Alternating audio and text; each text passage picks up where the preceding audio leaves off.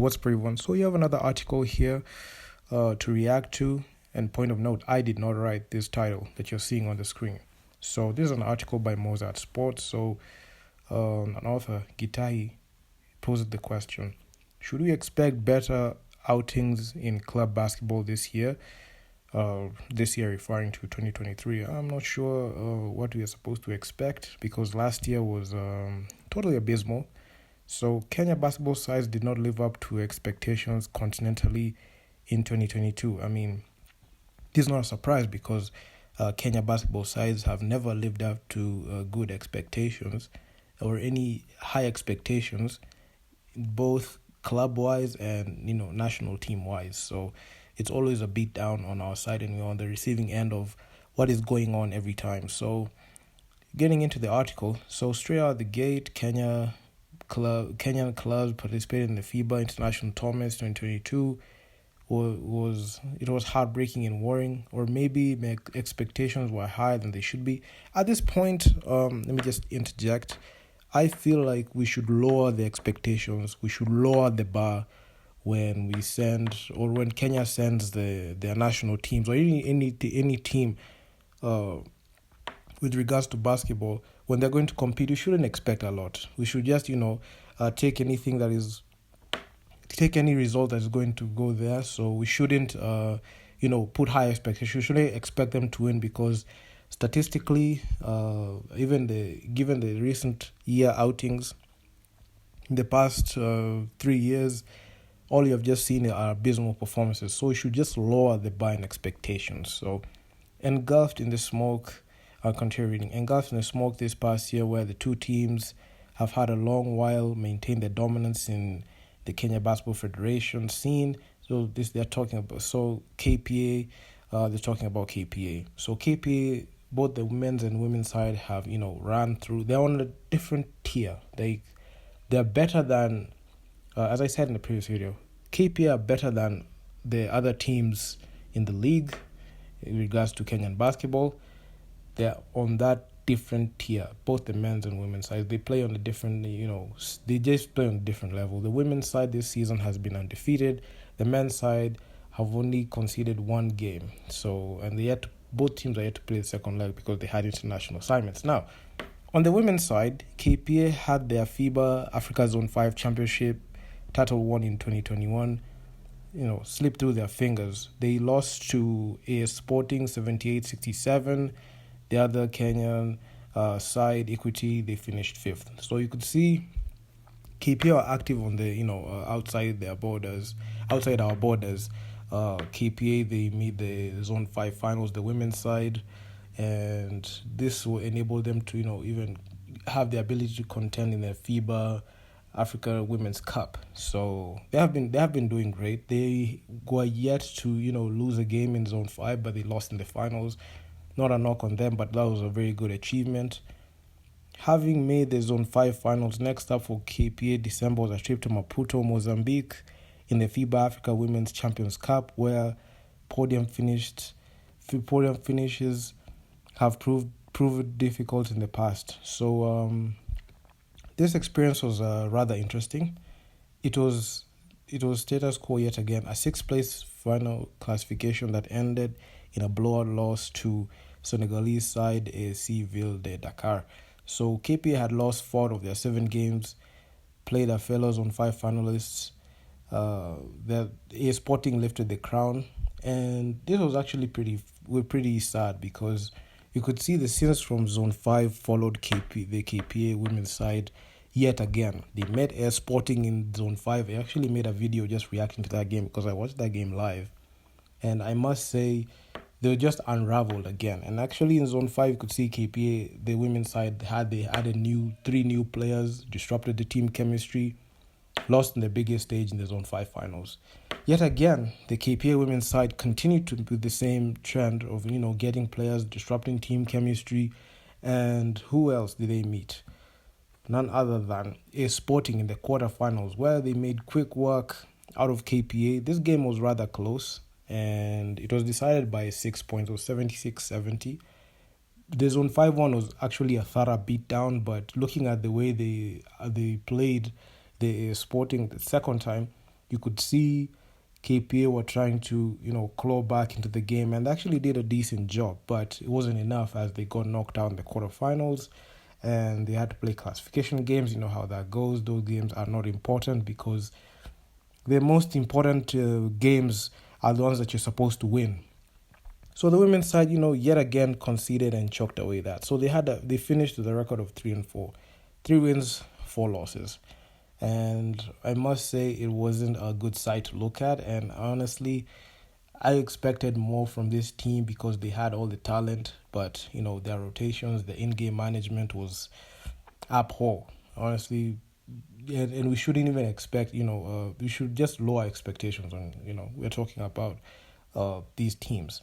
So what about the men's side? So the KPA Dockers men's side, they won the 2022 KBF Championship, which was a ticket which they punched their ticket to the road to BAL. So 2022 offered a Kenyan side with a precious opportunity to make it to the Basketball Africa League, entering its third season after 2 magnificent seasons. So the BAL, 6 teams in the Nile Conference, 6 teams in the Sahara Conference.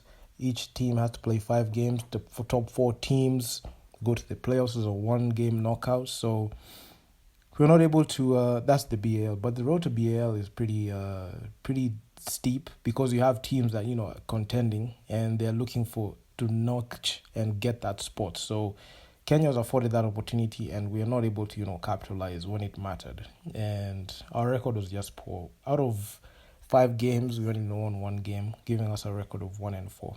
So the home side and defending champions KPA had their first attempt on made a logistical mess of the whole situation, arriving late to the competition only to leave early. So, it is what it is.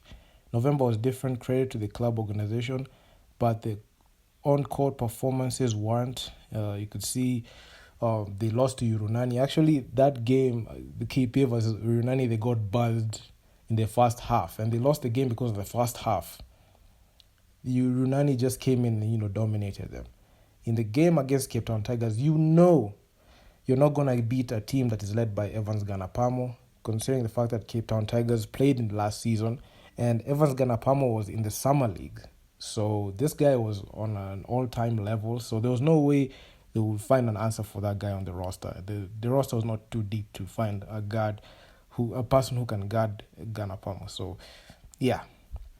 The writing on the wall came in a surprise loss against Cospien in the road to BAL 2023 game before a series of 3 losses ensued. So the game against Cospien was so winnable, but you could see the lack of chemistry and over-reliance on players who are not on the roster and over-relying on other players who are outside KPA. You saw a scenario where KPA are just getting players, from outside to come and play for them, which is not a bad thing, which is not a bad thing to acquire talent. But the problem is you just don't plug in talent and expect it to fit. This is not 2K where you just plug in 2 all-stars and expect them to mesh. There has to be team chemistry, and there has to be communication on a string, both offensive and defensive, which they lacked.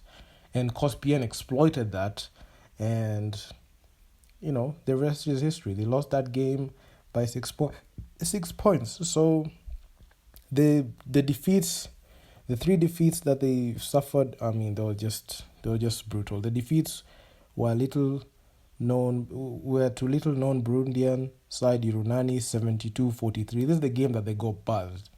And a wildcard side NBA Academy, who are a cast of 17-year-olds, beat KPA 84-69, just showing how aged KPA are. So stooping well below their 2 wins in 2018 that had at least offered a route past the group stage. So KPA looked actually pretty decent in the road to BAL 2019. They only lost 1 game to do a walkover.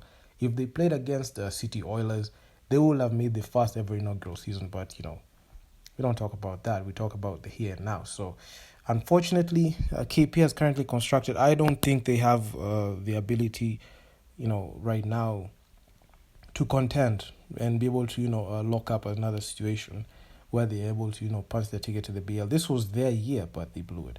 International caliber players losing in the manner they did looked like an all-time low, and so was the coaching. And I feel like the coaching was just inadequate. If you ask me, I feel like there should be an overhaul of the coach. The same way the Lindsay Warriors, they fired their head coach and brought in a new guy.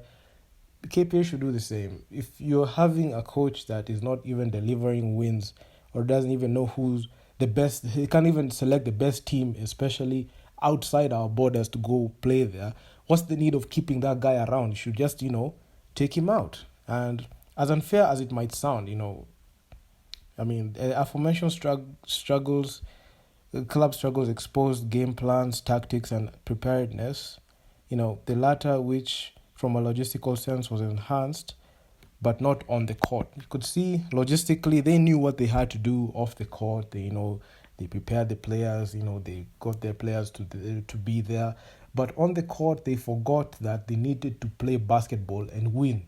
So this is one thing that they forgot. While other teams were gearing up to, contend and lock up a spot in the BAL, the Kenyan side was just, more focused on, traveling, going there, just showing up, just be happy to participate there. So this is an issue which is very sad to see, and it's something that is going to hamper our progression, especially when you have Kenya competing in FIBA tournaments.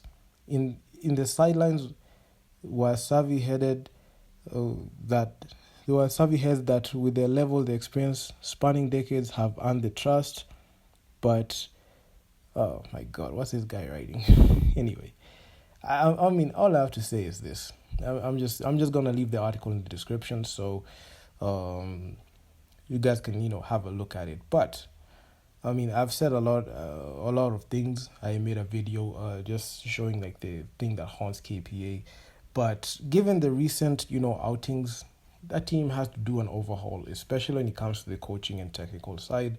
You have to bring someone who knows how to match up to those type of competitions, match up to those contests, and not go out there and embarrass the team like that. Because why is it that you're having a situation where a player coming from outside KPA is not even a member of KPA when they play in KBF, but when that player comes in, the player dominates the ball. They get these all-time stats. They get into their groove on at the expense of the other players on the roster. If you ask me, and let's say for example I was in KPA and something got pulled off, and I'm a best player in KPA, I'll just walk out because this is just disrespectful. You can't disrespect your players like that. You cannot let your best players who have been in the roster long enough to play second fiddle to a guy just because to another person just because they're just brought in for that tournament. So it's a conflict of interest, and I feel like the coach, if they are doing the right thing, they should just let him go and bring someone who can be able to take that team to the next level. It's not about keeping that person there. It's about getting a team that can win. So they should not care about the personality, they should care about the club and team and winning. So having KPA only win Kenya and become the best team, and not them just going out there and capitulating, is not sitting well with the way that they're supposed to carry their brand. Because the more lose, the many times you lose, the more you rack up on the losses, the more you lose respect when you go out and play with other teams. That's the same thing that's haunting the Kenya national team. You can see a situation where the Kenya national team is not getting the respect because they're not able to win games. The only way that you can gain respect in FIBA contests is when you win games, so that people fear you, and you're able to play the game that you're supposed to be played. So I'm going to leave the link to the article. I did not write this. This is just something I just stumbled upon, and it's a 3-minute read. Please be sure to check it out. And that's all I have to say about that. So if you guys like the video, make sure to leave your feedback down in the comments on what you think about this whole KPA situation. Will they be able to turn it around this season and be able to make significant strides, especially when you go to the men's side, the women's side, men's side is BAL, the FIBA launching a BL equivalent to for the women. will this club be able to get to that next level where they're able to, contend and win at the biggest stage? So yeah, man. Please drop in the comments, and I'm out. Peace.